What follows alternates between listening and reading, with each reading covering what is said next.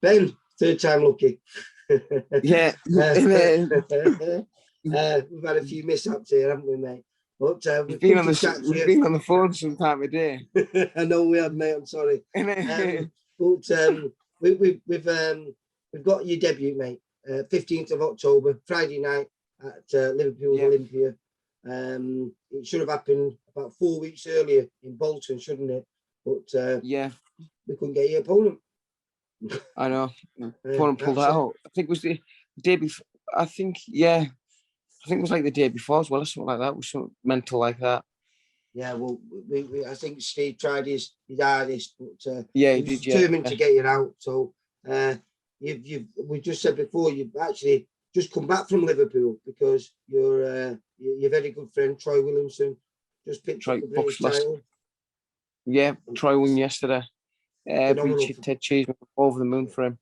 Yeah, and what a performer! What a way to do it it was really classic. Well, that's what it'll go down, isn't it? Classic. It was like. Go on. Like I say, people were saying, I seen Eddie Earn and that was saying it's like fight of the year. Oh, it's definitely up there. It's got to be, hasn't it? I did like that. I've not seen it yet, so I can't judge.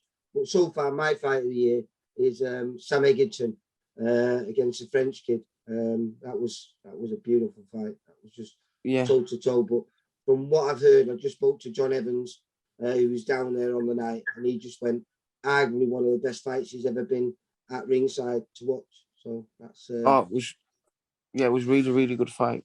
The box out was skin tried, to be fair, boxed really well.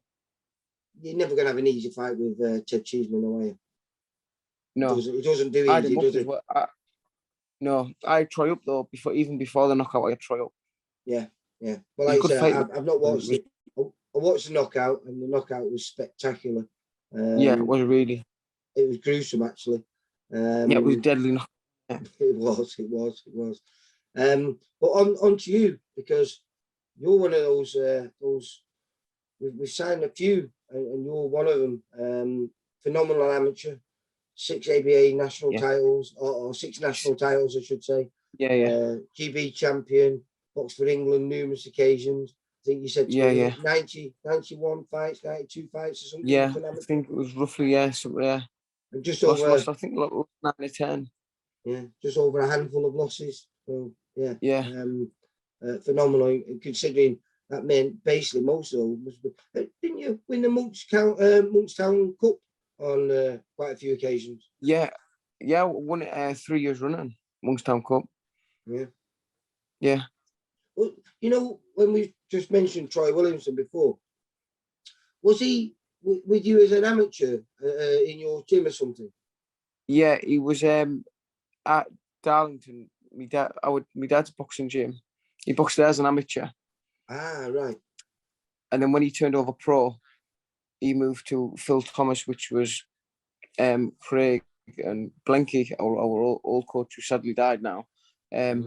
So I went over there and I was training with them over there in Middlesbrough. Yeah, because you've got your 2 coaches, Anthony Kelly and John Stubbs.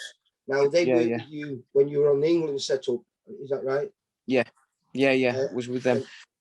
And they've both got their own separate amateur clubs as well, haven't they? Yeah, they're both the same. Yeah, separate amateur clubs. So I just bounce between them both, really. Don't get me wrong, I do joint sessions as well with them, but just whichever's like easier for the day, as long as I see them both a couple of times a week. Yeah. So you've got them. Well, they've teamed up together and set up their pro side, haven't they? Which you just disappeared. They've set up their pro side, and we keep getting it wrong, don't we? We call it Tenacity, but it's Tenacity. It's Tenacity. Yeah. It does look like Tennessee, to be fair. It does. Listen, I'm dyslexic, so I get everything wrong. But when I look at that, it looks like Tennessee. So a couple of people say that. I understand now. It does make sense. But they've set that up between themselves. And like I say, you've got the luxury of your dad as well, because he's got his own gym as well. And does your dad's brother run a gym as well? Yeah, my dad's brother owns North Halton Boxing Club, and Our dad owns a Darlington Boxing Club. Have you got any brothers or anything that box as well? No. I've just you. Yeah, I've got sisters. Do they fight? But no. They box. Just me. Yeah. Well, it's weird though. Like, so you are in the middle of a massive, big boxing family, aren't you? Yeah. With your coaches and everything, there's plenty of gym any to choose to from. walk into. Yeah. Because wasn't your dad? I remember Conor Butler saying to me, he worked with your dad on the England. Was your dad on the England squad as well, coaching? Yeah. My dad's at GB now. Oh right. He's coaching up there. Yeah. Right. So really, it is definitely in the blood. Yeah. So I was talking about your style, and I remember asking you because you come down to do. I'm forgetting now because we've done this interview so many times. I don't know what we talked about when you're not, but I remember bumping into you, at the VIP when you come to sign with Steve Wood, and you did some sparring with Jack Cattrall, and that's it. Yeah. It was hard to, like I was saying, hard to judge against Jack Cattrall because it's a very like a chess match, cagey spot. Yeah. He's very cagey and really hard to judge anyone against him, especially because, you've not even made your debut as a pro yet. And this kid, his next fight is going to be, against arguably Britain's best boxer and perhaps the world's next best boxer.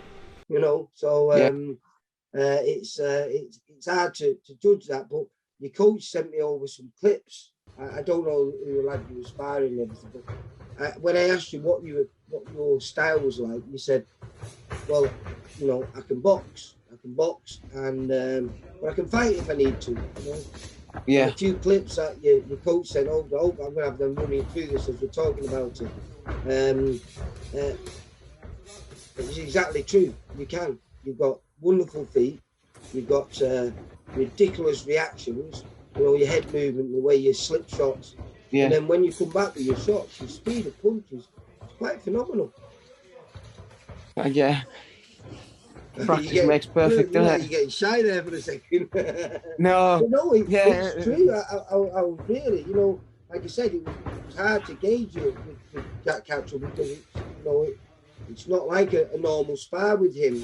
No. I was watching. I don't know who the lad was, but he seems a good fighter. But you're a nightmare for anyone because, like I say, your footwork, your speed of punch, your head movement, and you're aggressive when you want. And again, you are that. I can see why you're so successful as an amateur boxer. But when I looked at you and I look at your physical build, you're very thick set. You're not I'm not skinny. Yeah, you're not like what I thought you'd fight like. I thought you'd be a little, come forward, aggressive fighter or something like that because of your... Yeah. That's why I like to do both styles, really, because I can use my feet, but I am quite, like I say, if I can make lightweight, I'm going to try and make lightweight after this fight. If I can make lightweight, then I think I'll be strong for the weight as well, really strong. And big. There's a good chance that you can do that because you're talking, your nutritionist who you just brought on board is Troy Williamson's, and Troy is absolutely huge. He was huge when he was at middleweight. He's huge now. He's at super welterweight or light middleweight, like I like to call it. So if they could do that for him, then I think that would make you a very dangerous man at lightweight, wouldn't it?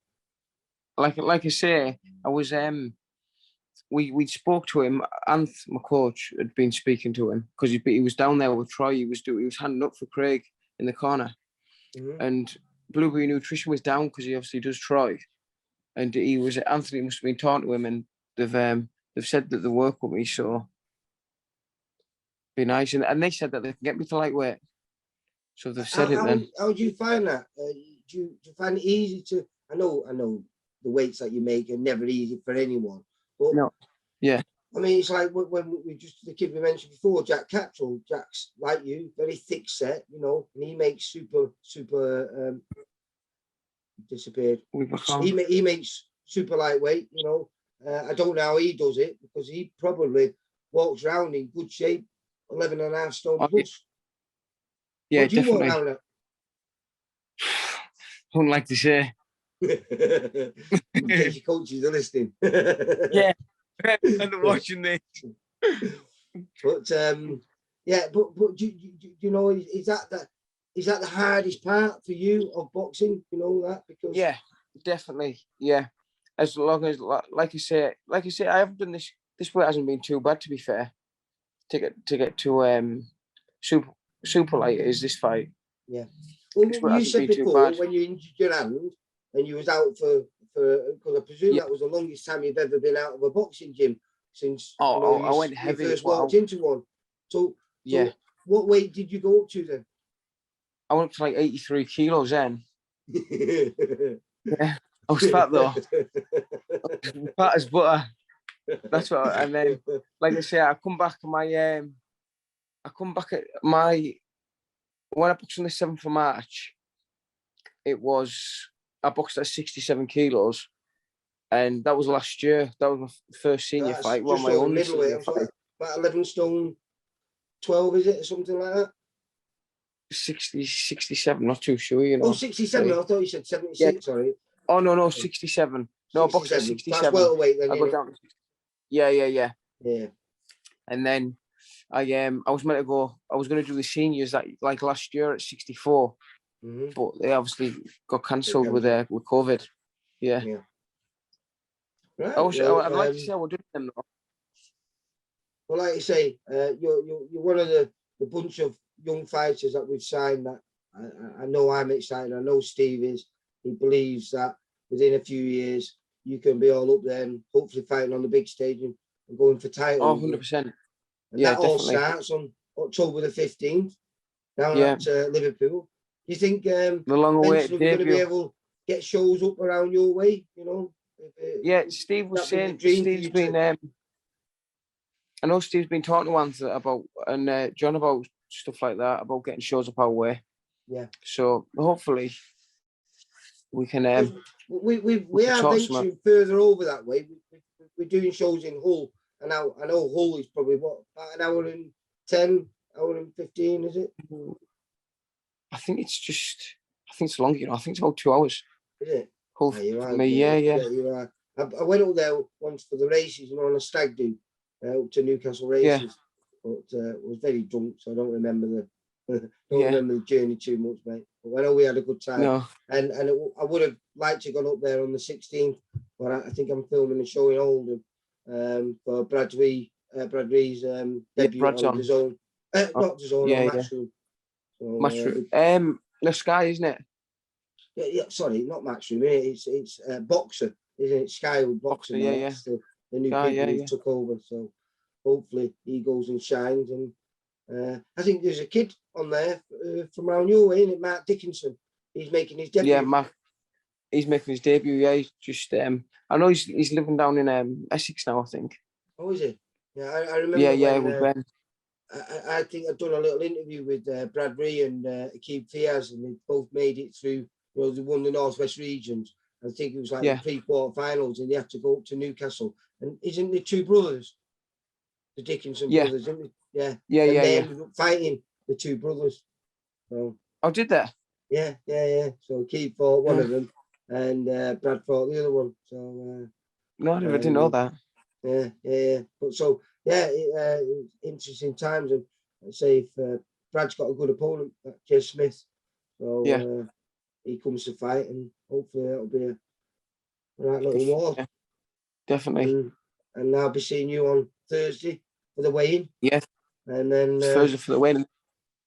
Get in Friday and do the business. I'll be saying 1-0 to you, mate. I know. Like I say, I've got the opponent that was meant to be. Well, that we've been given a couple of opponents, but one of the other opponents, one of the opponents have been given was Chamberlain's last fight. So I think one of them is. I say because we've done this so many times, we've got what we've talked about, what we've not. But yeah, I mean, your coaches, if they've accepted this fight, must really believe in you, because you know if he's moving in with I think Mark Chamberlain now, he's been a pro a little bit longer now. He's I think 9 fights behind him, hasn't he? Yeah. I don't know if have we mentioned in this interview? We mentioned it in no, I don't think. I think it was the one before. But in this one, you know, you've had a little bit of history in the amateurs with Mark Chamberlain. You've had 4 fights with him where 4 you fights, yeah, shared 2 apiece. yeah.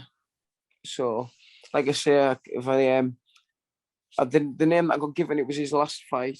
So, if I can do A little a number on job on it him, it's makes a a little statement, doesn't statement. it? Yeah, Well, definitely, especially probably for a debut. a big statement really for your debut, mate. Would Yeah, that be something that, definitely. you know, whether he's still going to be at that level in 18 months or 2 years' time, but That's the thing. certainly Yeah. further down the line, I presume you'll be Oh looking yeah, at, you know, rematches with him and trying to get the third win. definitely. That Yeah, makes it. What about that Sam Noakes then? Because they keep talking about Sam Noakes and Mark Chamberlain getting it on with and one Chamberlain. another. Yeah.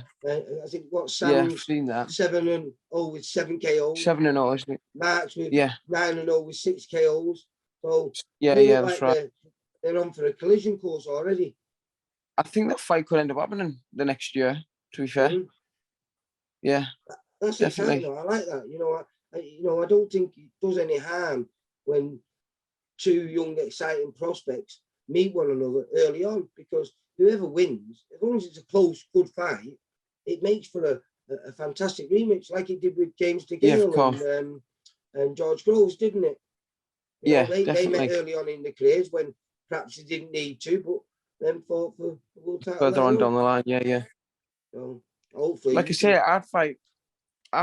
Like I wouldn't fight anyone. I wouldn't say I'd fight anyone, but well, I would. But as long as my the coach, like Anthony, John, and Steve all thought it was a good fight to take, I'd take it. Well, I like I got say, it's given a one couple of fight at a names. time, but it's how well you do.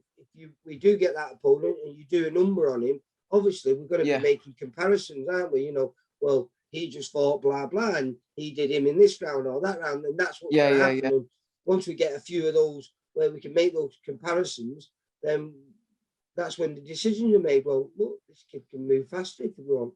You know, Oh yeah, 6 national titles mean you're a little bit better than the average fighter. yeah. So I'm really, really, really am looking forward to watching you I can't wait to get this debut out of the progress, way mate. now. So you've only got a few more days, mate. 4 more sleeps, and then you're at the weigh-in, and then you know you've got a fight. Yeah, definitely.